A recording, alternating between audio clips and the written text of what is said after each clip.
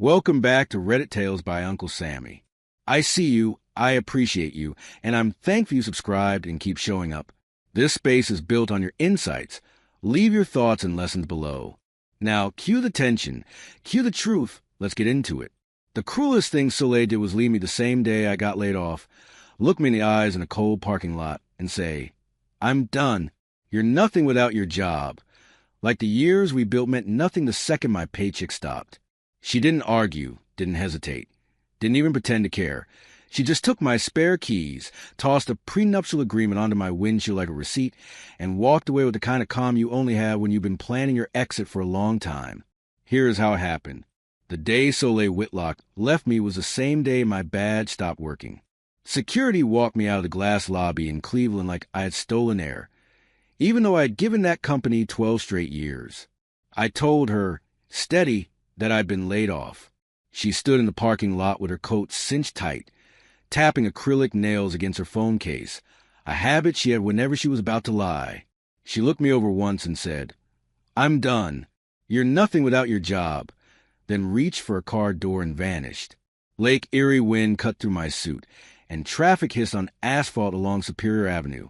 Soleil didn't walk to my car to comfort me. She walked to take control. She reached into my hand, plucked my spare keys like they were hers, and slid them into her tote without asking. Then she flung a thick envelope across my windshield, where it caught under the wiper and shuddered in the sleet. My name sat on it in her neat handwriting, neat as a label. I opened it with numb fingers and found a prenuptial agreement, already signed, already waiting. If you've ever been discarded the moment life got hard, keep watching, because what happened next flipped everything, and the way he stayed calm is the real lesson. The prenup was signed 8 years earlier, dated the week after our honeymoon, as if love belonged in a cabinet. I remember that night at our kitchen table, Soleil smiling too brightly while her nails clicked until I agreed. She called it responsible, like romance was an accident to insure. In the lot, I understood she had been preparing for my worst day long before it arrived. I stared at the gray sky, ashamed at how often I mistook calculation for ambition. I slid the papers back into the envelope and held it against my chest like a fresh bruise. I took the 55 bus home because I did not trust my hands on the steering wheel. The heater rattled, windows fogged, and a woman in a church hat hummed under her breath like she was holding herself together. We lived above a laundromat near Kinsman, where dryers thumped through the night and detergent clung to the stairwell. The door was unlocked, but the apartment was emptied of her scent. Soleil's closet side was bare, hangers lined up like soldiers. My coffee mug sat alone on the rack, taunting. Even the silence sounded practice, like her decision. I dropped the prenup beside stacked bills and tried to follow my routine anyway.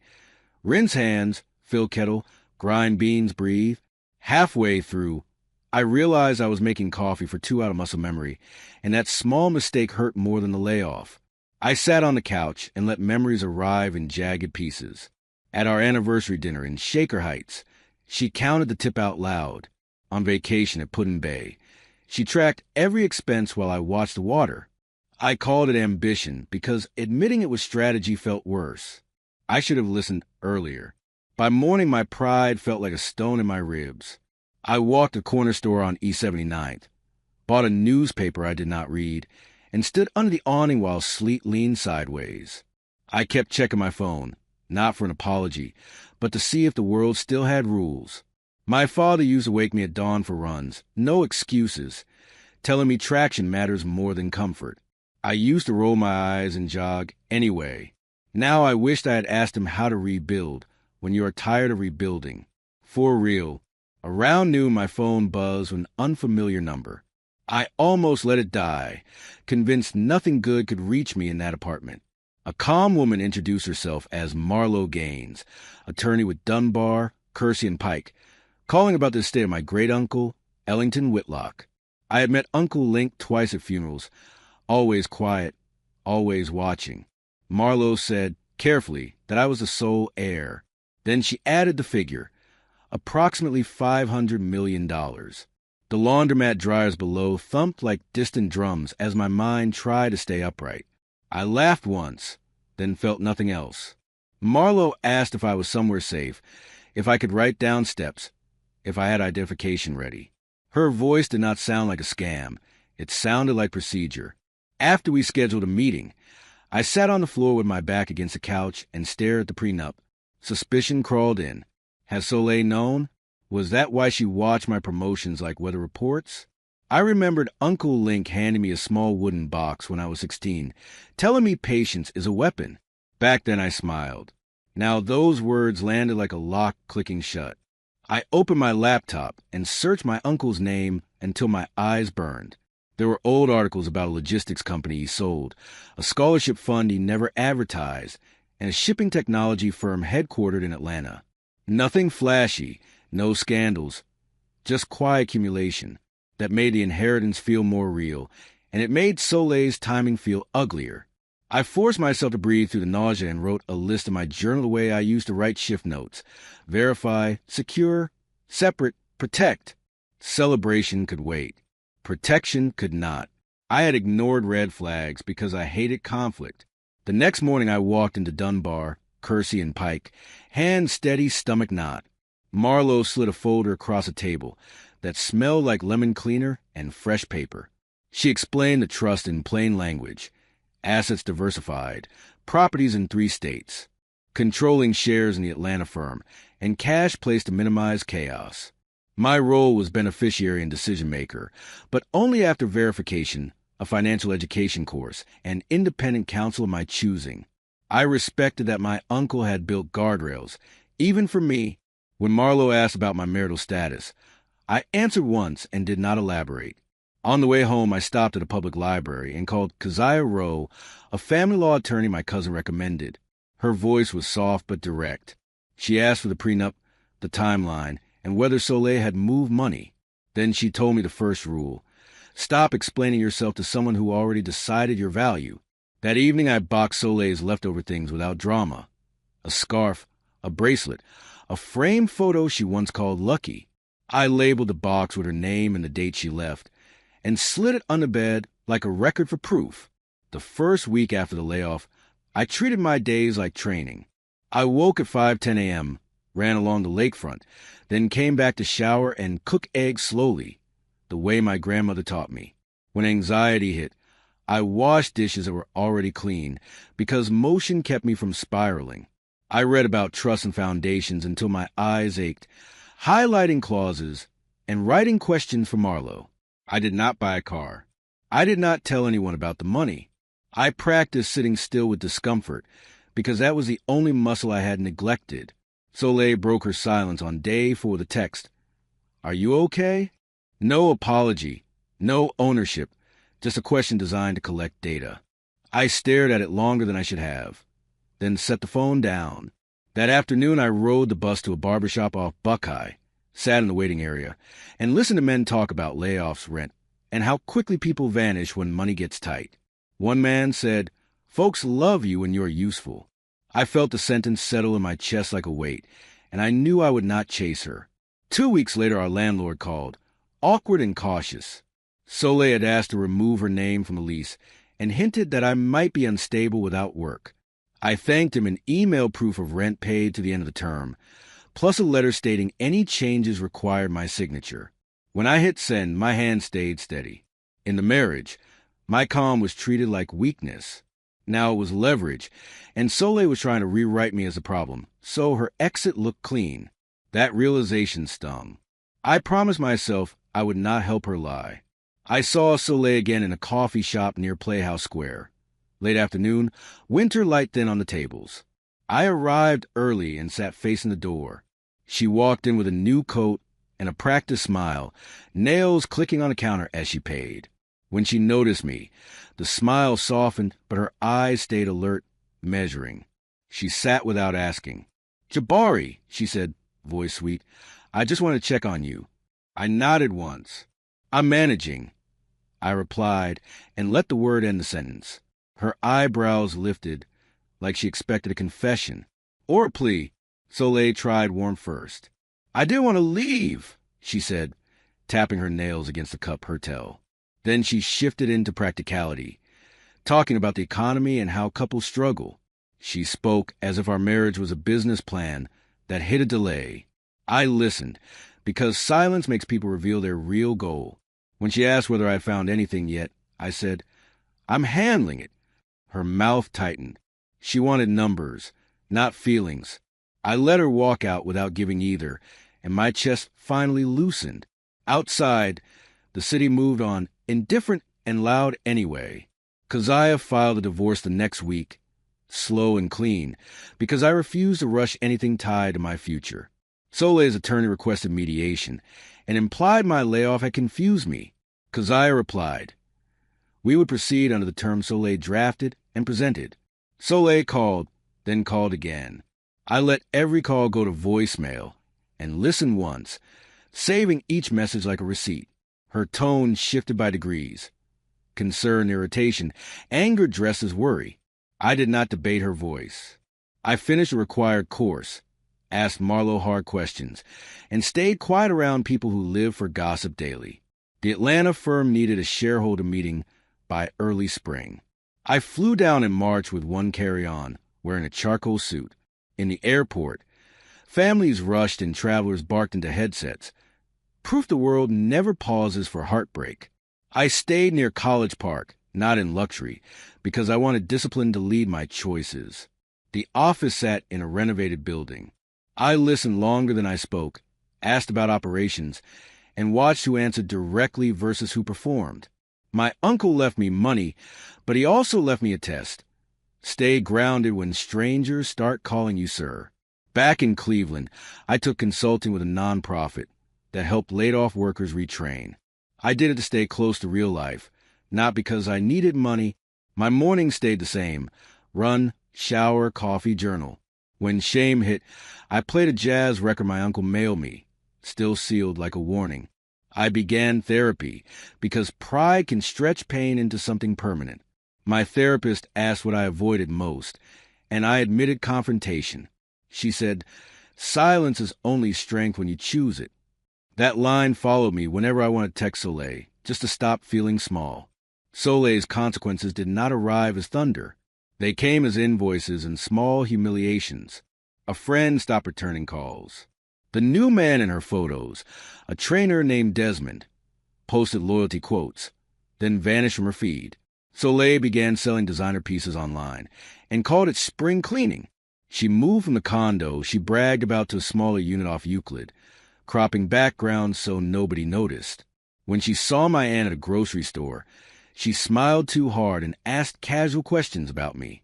My aunt told me later, that girl is counting, and I believed her again. In August, the probate filings became public. A local business blog ran a piece naming me as heir, and my phone turned into a slot machine of unknown numbers. Old classmates wanted to catch up. Distant relatives remembered birthdays. Men with business plans promised guaranteed returns. Soleil's call came that night. I watched it ring while my kettle whistled, then let it die. A minute later, she texted, "We need to talk now." The demand made my jaw tighten. I forwarded the message to Keziah, blocked the number, and went back to making tea like my hands belonged to me. Soleil tried again through a new email address. The message was longer, less polished, and it revealed more than she meant to show. She wrote about rent increases, friends who stopped answering, and a car note she could not refinance. She blamed bad influences and claimed she had been misled by people promising a better life. Then she hit her real point. I know you have resources. I stared at that line until it stopped surprising me. I archived the email, sent a copy to Keziah, and did not reply. My silence was not punishment. It was boundary. For good. In late April, I accepted a fundraising gala invitation in Atlanta from one of my uncle's former partners. I used to avoid rooms like that because they made me feel borrowed. Then I remembered Uncle Link's warning. Wealth is loud by default, so you either shape it or it shapes you. The venue was a warehouse with chandeliers and brick, conversations measured. I moved slowly, listening. Then Soleil entered with women in gowns, laughter, phones angled. Her smile froze for a beat when she saw me, then returned. I stayed where I was and let her decide whether to approach. Soleil approached like we were still married, as if the parking lot envelope never existed. She stopped close, tapped her nails on her clutch, and said, "Jabari, I didn't know you'd be here." Her eyes swept my suit and posture, hunting for clues. I kept my voice even. "Neither did I said. She tried memories and inside jokes, testing whether I would soften. I answered in short sentences, because long ones invite edits. When she asked if I was doing well, I said, "I'm stable." She blinked at the word, then smiled again, recalculating. Her nails paused and resumed. During dinner, the host described a technical training center plan for the south side of Atlanta. When the pledge moment came, my table captain looked at me, and I stood. I pledged a substantial amount, not to impress strangers, but because I remembered the barbershop talk about how love turns conditional when money gets tight. I wanted usefulness to belong to people again, not to employers or spouses. The room clapped, polite and controlled, and I kept my face neutral. Across the ballroom, Soleil's smile faltered in a way she could not hide. Power shifted without noise. I felt it. After the program, I stepped onto a balcony for air, city lights below like scattered coins. Footsteps came behind me, careful, and I knew before I turned that it was Soleil. She stood beside the rail, shoulders tense, and her voice dropped into practiced softness. "I made a mistake," she said. Her nails tapped the metal once, then stopped, like she remembered I watched patterns. I panicked. I was scared. I let silence stretch until it made her uncomfortable. Finally, she whispered, "Take me back. We can fix this." Her words shook, but urgency sat underneath them, heavy as hunger. I faced her and saw a strain around her eyes, the kind makeup cannot erase. I remembered meeting her parents in Akron, her father talking about assets like children, her mother laughing at poor people like it was harmless. Soleil had been trained to treat security like religion. She swallowed, then the truth slipped out. "I didn't know you had options," she blurted, and her eyes widened like she could pull it back. Something in me went still. "That's the point," I said. "You didn't believe I was worth staying for without leverage." Her jaw tightened and the sweetness drained completely. Soleil reached for my sleeve, then stopped, fingers hovering like she could not remember the last time I pulled away first. "Jabari, please," she whispered, fearful under the softness. I did not comfort her. "The divorce is moving forward," I said.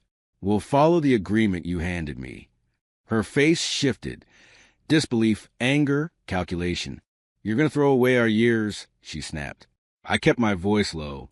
"You threw them away in that parking lot." She stared at the skyline as if it could offer a new angle. I walked inside before my mercy turned into a mistake again. Mediation happened in June in a plain office near Cleveland. Soleil arrived in a crisp suit, hair perfect, eyes tired around the edges. She tried charm, then shifted into grievance when numbers appeared. She implied she carried me emotionally and hinted the layoff made me unstable. Keziah slid the prenup across the table and tapped Soleil's signature. Soleil's nails ticked on the folder, then stopped as a mediator read the clause on separate property and waivers. For once, she had no speech ready. I felt my heartbeat stay slow and realized my calm was no longer something she could twist. The divorce finalized in September with no spectacle. A short hearing, signatures, and a judge who sounded tired of adults acting shocked by paperwork they signed. Soleil kept her eyes on the table, nails tapping faster than usual.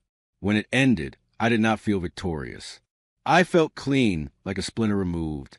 Afterward, I went to a diner on Carnegie, ordered pancakes, and sat alone. I watched the couple argue softly, then laugh, then hold hands.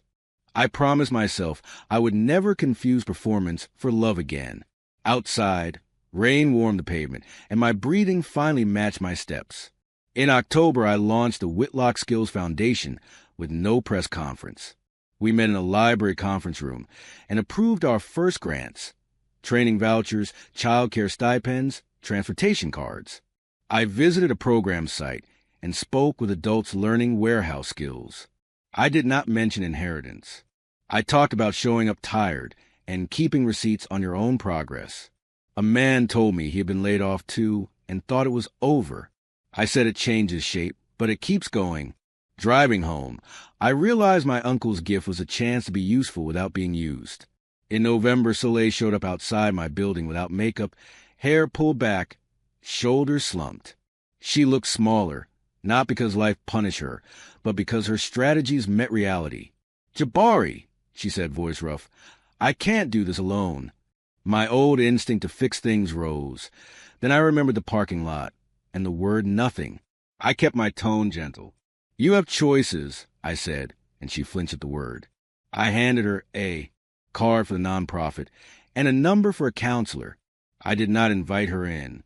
She walked away without the mask she used to wear. By December, my life had a steady rhythm again. I consulted with a nonprofit, took board calls for the Atlanta firm, and ran at dawn when the streets were quiet. Uncle Link's wooden box stayed on my desk. Inside were two things: a note that read, "Choose your people carefully," and a chess pawn card from Walnut. I finally understood the lesson. Power is not money. Power is refusing to hand your future to someone who only shows love when the numbers look good. When loneliness crept in, I cooked, journaled, and called family instead of scrolling through ghosts. In January, an analyst from Atlanta, Amaris Vaughn, visited Cleveland to review a program site. Amaris was steady in every call, never flattering, never panicking, always focused on what worked. We ate lunch near University Circle and talked about supply chains and community needs. There was no romance, just respect. She asked what I learned from the divorce. I told her I spent years mistaking quiet for peace. "Peace requires honesty," she said, stirring her tea once and aligning the spoon with the napkin. That small precision made me smile. Stability has a sound, and it is not loud ever. The last message I got from Soleil came in early February, almost a year after the layoff. It read, "I heard about the foundation. I guess you didn't need me." I felt no rage, only clarity. Even then, she framed herself as necessary, as if love were an accessory to success. I typed a response, then deleted it. No paragraph can rewire someone who thinks abandoning a person at their lowest is reasonable. I blocked the email and closed my laptop. Below, dryers turned and the world kept moving. My life no longer required her approval. That was enough today. People ask if I regret not taking revenge. They picture fireworks, public humiliation, courtroom speeches, viral exposés. What I did was smaller. I kept my name clean, followed the agreement Soleil wrote, and protected my inheritance with structures she could not charm. I invested in people who needed momentum, not in people selling shortcuts. I also faced my own flaws. I stayed quiet too long because I hated conflict, and that taught Soleil she could set the rules. Therapy taught me a better kind of quiet, the kind you choose. Soleil's lesson came from reality, not from me. In time, on the anniversary of the layoff, I drove past the old office park and parked nearby.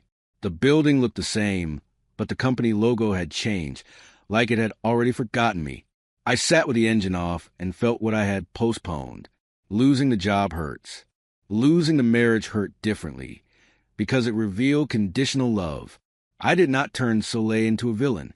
She was who she had always been, and I ignored it because I wanted the story to work. Owning that made me lighter. I started the car and drove away without looking back. When I got home, the laundromat below was busy, lights bright against dusk. A kid held the door for an older woman, and she thanked him. I climbed the stairs and noticed the hallway no longer felt like a corridor to an argument. It felt like home. I brewed coffee and wrote in my journal. Silence can become agreement if you never name what you deserve. I wrote again. Boundaries are not revenge. They are maintenance. I closed a notebook and listened to the dryer thump, steady as a heartbeat. For the first time in months, that sound felt like continuity. Money did not fix what happened. It just removed excuses.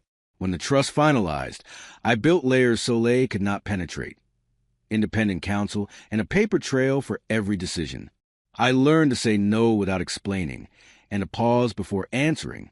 Amaris helped me audit the Atlanta firm and clean up contracts my uncle tolerated out of loyalty. We cut waste, hired better managers, and paid people on time. At night, I walked past corner stores and listened to the street. The difference was simple. I no longer beg to be chosen. I chose myself quietly every day after.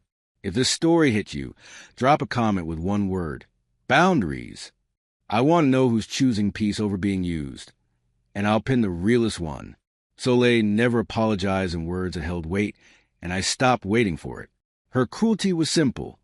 She left the moment my paycheck disappeared, then reached back when she heard about the inheritance. I did not punish her.